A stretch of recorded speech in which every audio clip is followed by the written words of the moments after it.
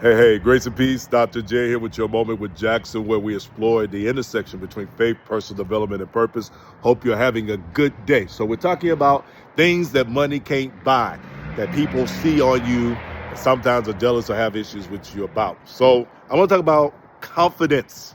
The Bible says, cast not away that confidence. Confidence is an extremely invaluable trait and attribute to have that you can't pay for. You can't spend any amount of money to have confidence. You can even have a whole lot of money and still not have confidence. It can be inflated, fake confidence, but true, genuine, authentic, grounded confidence for Christian disciples comes from understanding who they are in God. And I talk a lot about identity in Christ. Last week we were talking about purpose, calling, and assignments. And we understand that our primary purpose is to know God, is to understand God, to glorify Him. We can't glorify who we don't know and who we don't have a relationship with. And out of that comes our identity. So true confidence comes from assigning our value and our worth to our identity in Christ and not our performance.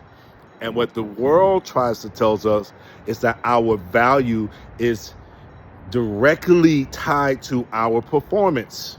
It's directly tied to our possessions. It's directly tied to our titles, our roles, right? And so then we get caught up in this image rat race of trying to show that we are such and much. Sometimes it's true, sometimes it's inflated, sometimes it's a flat out lie. But we have to reject the lie that our worth and value and how we present ourselves to the world is rooted in anything apart from who Christ says we are and who Christ says that we should be. And that's a hard place to sit in. I'm not going to lie to you. And so when you know who you are and whose you are and why you show up in the space and what you show up in spaces with, you walk different. You're, to use this term, don't get me, Christian people, you vibrate different. Your aura is different. You come in the room with a different kind of swag, a different kind of je ne sais quoi.